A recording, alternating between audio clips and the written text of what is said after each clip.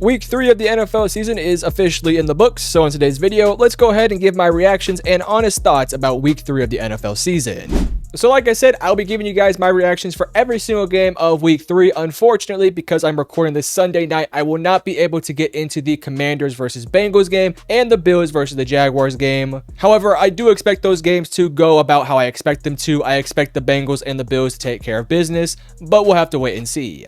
And in case you guys are curious about what my predictions were prior to this week starting, here are my predictions. And as you can tell, I got a lot of my predictions wrong, but there were a lot of upsets yet again. With that being said, we're going to begin with our Thursday night football game, and we'll finish off with our Sunday night football game. With that all said, if you guys do go on to enjoy today's video, hit the like and subscribe button, but let's get into it. And we are going to begin with, as I mentioned, the Thursday night football game between the Jets and the New England Patriots. And for the most part, this game went about how I expected it to go. I expected the Jets defense to dominate a Patriots offense that, if it can't run the football, really cannot move the ball down the field. And with Aaron Rodgers looking better and better every single week, I did expect the Jets to win. I didn't expect it to be a blowout per se. At the end of the day, the final score was 24-3. My personal prediction was 20 of the Jets to 17 of the Patriots.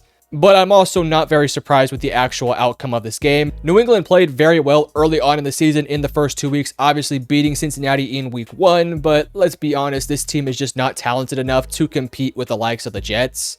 Aaron Rodgers continues to look good. This run game for the New York Jets is ridiculous with Braylon Allen and Breece Hall. And once Garrett Wilson and Aaron can get that connection really going, this team is going to be very difficult to stop. And I think it's pretty fair they could probably be considered a top 10 team as of when I'm making the video. But let's go ahead and move on to our Sunday noon game, starting off with the New York Giants versus the Cleveland Browns. The Giants actually pulled a bit of an upset here with the Cleveland Browns losing to the Giants. And this was really a battle between two quarterbacks that obviously nobody thinks is really good. Obviously, Daniel Jones might be the worst starting quarterback in the league. And then there's Deshaun Watson, who's probably right there with them.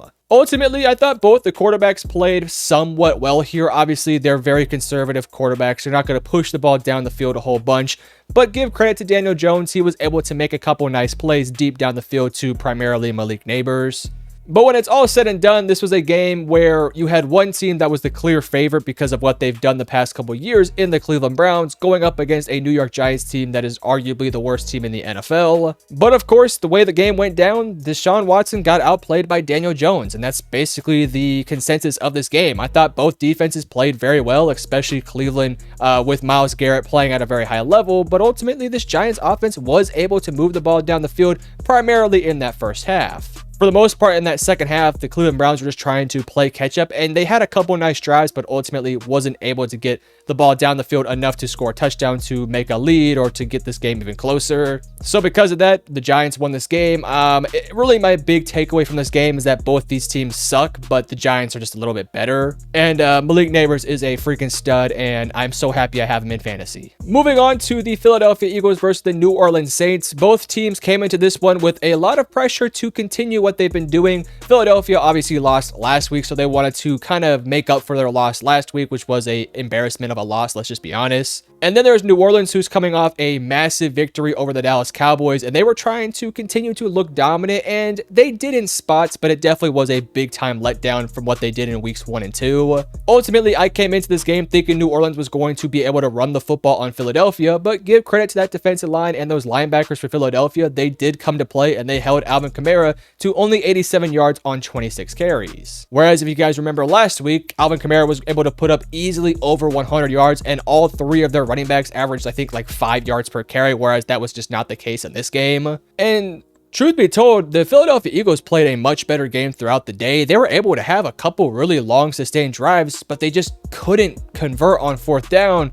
And it was really frustrating because they had multiple opportunities throughout the game to just kick the field goal and put some points up on the board. I don't remember the exact point this happened in the game, but there was, I think, a 3rd and 1 or a 4th and 1 where they refused to kick the ball to tie the game, which was just a 3-0 lead for New Orleans at one point. Instead, they went for a 4th down that didn't get anything. And of course, New Orleans would take the ball from there, and then nothing else would happen for the rest of the half. And that was sort of my big concern for this team heading into the season. I was really worried about turnovers and coaching, and thus far through the first 3 weeks, we've kind of seen that be a bit of an issue for this team. Now, yes, they're 2-1, and I don't want to be too critical of them, but I do expect this team to win at a higher level, especially when your defense is playing this well. But you got the win. You got to feel good. This is a good Saints team, so this is a quality win for the Philadelphia Eagles. And then we have the Vikings versus the Houston Texans, a game that I was very excited for, but very disappointed with how it actually went down. Not for the sake of who actually won, but just the fact that it wasn't very competitive. I did expect Houston to win this game, but then Minnesota just beat the brakes off of them basically from the get-go. And I think we have to have a legitimate conversation about Sam Darnold potentially being, as of right now, a top 5 quarterback in the league. I mean, he is playing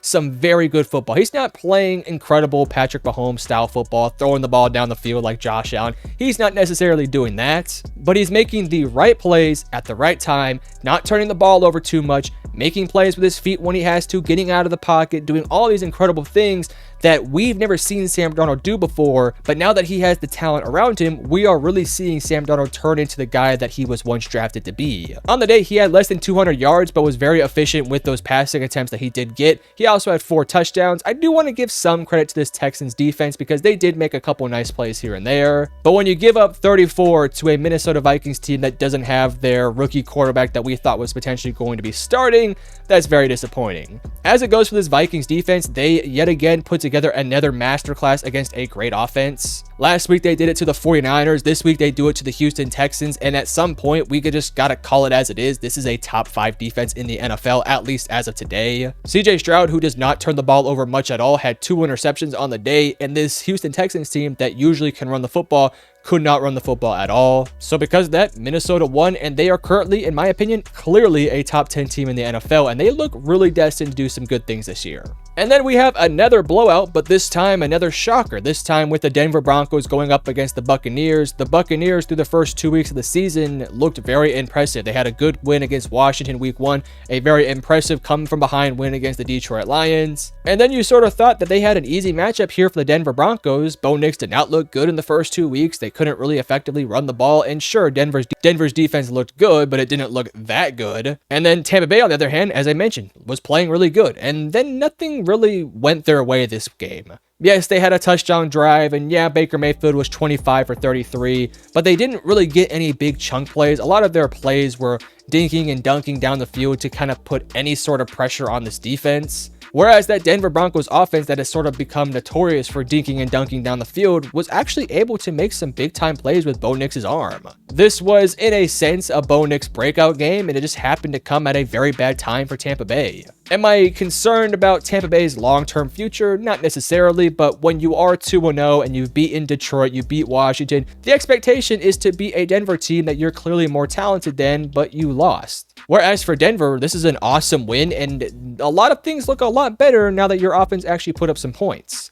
Does that mean that Bo Nix is the greatest quarterback of all time? No, we'll have to wait and see, but this is a definitely good game for them to get things going in the right direction. And then we move on to another blowout. This one not necessarily so surprising, but for me, I did expect the losing team to win this one. Again, my picks were bad this week. It is the Green Bay Packers going up against the Tennessee Titans. The Packers won 30-14, and I gotta say it, Malik Willis looked damn good out there. Not just running the football, passing the football as well, which was something that I never thought I'd ever say, but he looked damn good, and he looked good last week, and he looked better this week. Now, the reason why I picked the Tennessee Titans to win this game was because I thought Will Levis was going to have somewhat of a breakout game, and from the start, it looked like he was going to have a good one, and then things started to really unravel for him. That Titans defense was playing at a very high level in weeks 1 and 2, so I expected it to continue against this Packers team that doesn't have their starting quarterback, but Malik Willis, Matt LaFleur, that offense just absolutely cooked that defense the entire day. They had 17 points in the first quarter. And it felt like once this offense for Green Bay really got going and started to put up a bunch of points against this Titans team, the Titans offense really had to start pressing and throwing the ball more, which led to, of course, turnovers from Will Levis. So obviously the game script really favored the Green Bay Packers and did not favor this Tennessee Titans team at all. Long term, I'm starting to get a little bit more concerned about Will Levis. The turnover issues is becoming a continuous issue, and that offensive line is not doing him any favors. Whereas for Green Bay, you are now 2-0 with Malik Willis, and Jordan Love is continuing to heal. So I think you ride this roller coaster for a few more weeks and bring Jordan Love back. But the good news is you finally have a backup quarterback that looks good. But let's move on to the Chicago Bears versus the Indianapolis Colts, a game that I did predict right, and I actually got the score really close to being accurate. Caleb Williams thus far through the first 3 weeks just has not looked good. Now that's not all on him. The offensive line has been atrocious for him. He doesn't have a consistent run game, and the receiving core has had some injuries. So in fairness to Caleb, I do want to kind of say that. But at the same time, he threw 2 interceptions in this one and did not have the cleanest game. I will say I thought he had a better game than what we've seen the past couple weeks, but it still wasn't a good game if you get my gist. Whereas the opposing quarterback in Anthony Richardson also didn't have a great game. It's been a roller coaster for Anthony where he makes a good play here and then a really bad play there. And until Anthony can kind of get the turnovers down and kind of out of his system and start playing more consistent, it's going to be a lot more like this. With that said, Indianapolis was going up against a very good Bears defense, so it doesn't shock me that Anthony had some struggling moments in this game. And because Jonathan Taylor is a great running back, they were able to rely on him with 110 yards for 2 touchdowns. Thank you for that. I needed that in fantasy as well. Whereas for Chicago, they were always sort of playing from behind. They had to pass the ball a crap ton, 52 times to be exact. And because they have basically no run game, Indianapolis was able to pin their ears back, pressure the quarterback a bunch, get a bunch of sacks, and force some turnovers. So because of that, Indianapolis won. I'm still very worried about Indianapolis and this year, but long-term, they should be fine. And then we have the LA Chargers versus the Pittsburgh Steelers. Now, unfortunately, Justin Herbert did leave this game early, so it's a little bit unfair to the LA Chargers to sort of critique them when you don't have your starting quarterback for the rest of the game. But we have to take it as it is. The Pittsburgh Steelers played absolutely brilliantly on defense throughout the entire game. Yes, LA was able to get a touchdown drive early, but after that, a whole bunch of nothing happened for them. TJ Watt was playing ridiculously well. Joe Alt really struggled with him, had a couple, in my opinion, holding penalties that should have been called, but they weren't a couple times. He also did get a sack. But I think the big story of this game wasn't the fact that the Steelers are now 3-0 and wasn't the fact that TJ Watt should probably be the defensive player of the year already, but it was that Justin Fields may very well have just had one of his best games of his NFL career. Now, I do want to put up a bit of a caveat and tell you guys not to be too excited because they only scored 20 points, but Justin Fields was 25 for 32 for 245 yards, a touchdown, and 1 pick that was not his fault. And running the football, he didn't even have to do that all that much. He only had 6 carries and was able to get a touchdown. So for Justin Fields, he was able to make some really good plays that you would want to see a quarterback make. It wasn't just first read guys. He was actually making timely throws, precision throws, anticipation throws that we haven't seen from him.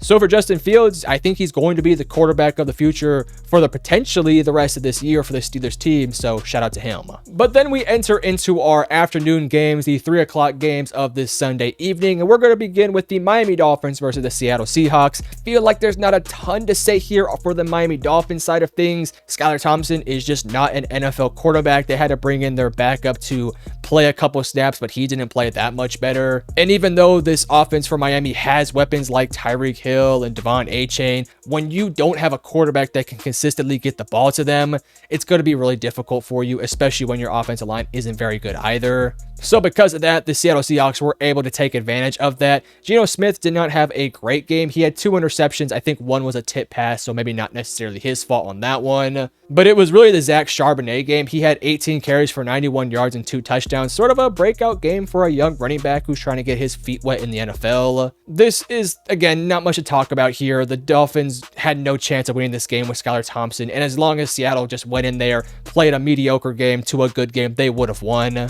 So I give credit to Seattle for winning this game, but I don't think we should hype this win up that much when you're going up against Skylar Thompson. Again, no hate. You're 3-0. You're probably a borderline or in the top 10 in the NFL right now. But then, oh my goodness, Andy Dalton and the Carolina Panthers beat my Las Vegas Raiders. Now, I'm not going to go on a rant here because truth be told, I turned this game off. Again, I'm a Raiders fan in case you guys don't know.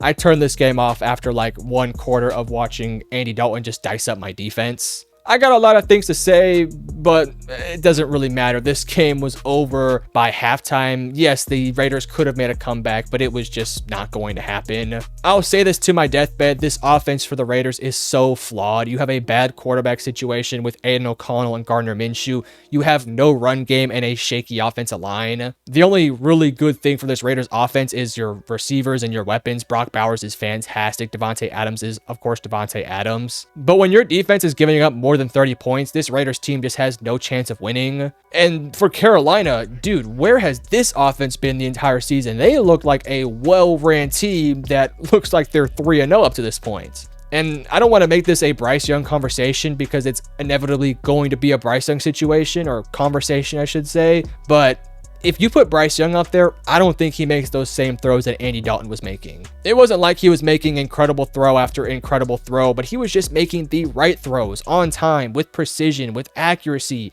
deep down the field, in the intermediates, the checkdowns, things that Bryce Young is just physically incapable of doing, at least right now. And this was also a game where the running game was very effective. Chuba Hubbard had over 100 yards against a Raiders defense that has a good front seven. So no, let's not overreact here. Carolina is still a bad team. They're not going to be a 10-win team and make the playoffs all of a sudden because of Andy Dalton. And I do expect this quarterback room with Andy Dalton to kind of come back down to earth eventually, but this was a good win for a team that had a very bad future ahead for it. Hell, a lot of people were saying they could go 0-17. Obviously not anymore. Whereas for the Raiders, yeah, we suck. Let's just be honest, we suck. Now, sticking to the subject of disappointments, let's talk about the LA Rams versus the San Francisco 49ers. This was sort of claimed to be the injury bowl game. You had the LA Rams without Puka, without Cooper Kupp, a bunch of other injuries on that team. Then you got San Francisco, no McCaffrey, no Kittle, no Debo. I think Trent Williams went down in this game as well, so that's very unfortunate. But of course, San Francisco still has a very good team, especially on the defensive side of things. But gotta give credit to LA here, man. They pulled off a win, even if it was last minute and maybe a tad bit lucky. Now, sticking to the San Francisco side of things, I'm not worried too much about you. I still think you're easily a top team in the NFL. You've just had some injuries, and of course, when you're without your running back, you're without one of your receivers, your tackles missing time, as well as your tight end, it's going to be hard to win games. But I still feel like you have a better team than LA, especially without Cooper Kupp or Puka Nacua. I want to give credit to a couple guys for this Niners team. I thought Brock Purdy played very well. I thought Jordan Mason looked fine in spots. I think Juwan Jennings could be a number 2 receiver out there on a lot of different teams. He was fantastic. 3 touchdowns, 175 yards. Brandon Ayuk, very disappointing thus far through the season. He was expected to have a big game here, but had less than 50 yards. Again, I'm not too worried about San Francisco, but you are 1-2 and have 2 losses against 2 teams that you probably should beat. And then there's the Rams side of things, where you came from behind, we're down 14-0 at one point, and things seemed lost for you. You didn't get much going in the first quarter. The second quarter had some good plays here and there, but you did your job. Matthew Stafford played a clean game, no interceptions, not the greatest efficiency game, but was able to make some throws down the field, give his guys some options for some yards after the catch. Run game was effective, especially near the goal line. And again, you came from behind and you got the job done, which is just absolutely crazy to say. I really thought this was going to be a game where San Francisco, despite the injuries, was able to show their strength of the defense, but they really were not able to. That Rams offense played very well in that second half, especially when it matters most in the fourth quarter. Moving on to the Detroit Lions versus the Arizona Cardinals game, a game that was fun, but I'll be honest with you, of all the games I watched, this is the one game I actually watched the least amount of. There was a couple highlight plays in this one. Obviously, Amon-Ra had that touchdown. Then they had, I think, a hook and ladder play, which I couldn't tell you the last time I've seen an NFL hook and ladder play that actually worked. And, Detroit played a Detroit game. Now, Goff had a really ugly interception that was very un-Goff-like. But, of course, whenever there's some problems in the passing game, what do you do if you're the Detroit Lions? Rely on your run game. Rely on your offensive line. Let Montgomery and Jahmyr Gibbs cook, and that's what they did. Both those guys had a combined 39 carries for basically 200 yards and a touchdown. Now, the big long-term concern for Detroit is some Goff interceptions that are really unfortunate, and I do believe that Sam Laporta went down with an injury. I'm not too sure what his status is moving forward, but that could potentially be a big-time injury that has long-term implications. So, of course, if you guys have any information, you could put in the comments below, but hopefully he's going to be okay. Jameson Williams was not very effective in this one. He didn't really receive too much receiving work nor running work, which is a bit concerning, but Detroit's a good team. It's just going to take some time to figure things out. This was an ugly game where they just had to kind of pull things out here. And then for Arizona, listen, you're always going to be in a talent deficiency, and in this one, it really did show. Marvin Harrison had a good game, 5 catches, 64 yards, and a touchdown. And I thought Kyler played, for the most part, very well. The offensive line wasn't doing him a whole lot of justice, and the run game was basically non-existent, so it was hard for Kyler to get going. But he made a couple plays to keep the game interesting. They had a chance late to win it, but of course, Detroit pulled this one off here. Shout out Aiden Hutchinson. He played fantastic as well. I think he also has a case for Defensive Player of the Year. And then we have the last of the 3 o'clock games with the Dallas Cowboys versus the Baltimore Ravens. Now, don't let the final score of 28-25 fool you. This one was domination from the beginning. It just took a couple miracles late in that game for Dallas to put up 19 points in the fourth quarter to make things interesting. I've already made a video on the Dallas Cowboys, and a lot of those same points that I talk about in that video, which was in regards to their Saints loss, also do apply to this one. So if you guys do want to check that video out afterwards, I'll probably have it pinned up at the very end. To sort of sum up my thoughts of Dallas, you have no running game offensively. You can't stuff the run defensively. You don't have enough playmakers outside of CeeDee Lamb, and everything is on the shoulders of really 2 guys. And those guys are Dak Prescott and CeeDee Lamb. And in a game where the defense played like absolute dog shit for 3 quarters, you weren't able to put up enough points to win this game. Starting off with the defensive side of things for Dallas, you cannot stop an outside run to save your life, whether it's Lamar, Derrick Henry, anybody. It doesn't matter. They just physically cannot stop it. It doesn't matter how good your edge rushers are if your defensive tackles can't hold a block. It doesn't matter how good your secondary is if they're not good in run support. It doesn't matter how good your linebackers are if they can't get off blocks and flow over the top to make plays. And in this game, that was the Ravens' game plan. Run to the outside, play action, bootleg, all these crazy things that aren't that complicated, yet Dallas simply cannot stop it. It's, in my opinion, ridiculous that Dallas can't stop it, but for the sake of the Ravens, they were able to take advantage of it. Lamar had a great game, only threw the ball 15 times and had less than 200 yards, but they really relied on their superstar addition of the offseason in Derrick Henry, who, by the way, would be a great fit for the Dallas Cowboys. Derrick Henry had 25 carries for 151 yards and 2 touchdowns, played like the Derrick Henry we know. Lamar Jackson, 14 carries, 87 yards, and another touchdown there. Those guys had a very good game, and they were going to win this one no matter what, as long as they did not turn the ball over. Dallas defensively just simply does not have an answer to stuffing the outside runs, and unless Jerry Jones make a trade, I don't know how this Dallas team's going to be all that good this year. And then offensively for the Cowboys, they could move the ball somewhat well, but they have literally nothing outside of CeeDee Lamb. I love Ferguson, but he's not a playmaker like CeeDee is, and they need another playmaker. They've got to make some moves because this season can get very ugly because they have a tough schedule moving forward. And then the last game of the day, the Sunday Night Football game between the Chiefs and the Atlanta Falcons. Again, I feel like a broken record here, but all 3 of these Chiefs win have been very Chief-like, if that makes sense. They're not pretty games. Mahomes isn't going out there throwing for 300 yards and 15 touchdowns or anything like that. They're relying on their offensive line, relying on their run game, and trusting their defense to make enough plays to ultimately win the games. And that's exactly what happened here. Now, Atlanta had a chance to win the game late, but made some really questionable decisions with 3rd and 1 and 4th and 1. I don't understand why you don't put your backup quarterback to just quarterback sneak it in there. It would have been a first down. But you got to give credit to the Kansas City Chiefs. They made the plays to win this game. Their defense played very well. They turned the ball over on Kirk Cousins. They stuffed the run for most of the day.